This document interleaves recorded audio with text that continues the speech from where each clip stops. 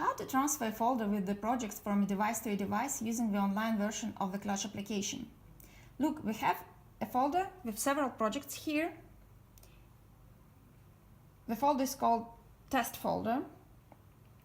You can call it however you want. Click Edit, select the folder, click Share and Copy. Here in the settings, you can see the code of the projects to be shared and the percentage of the projects already shared. So you take another device and here you enter exactly the same code as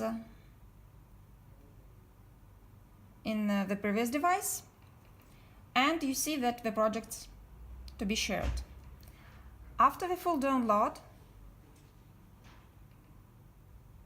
so it's downloading,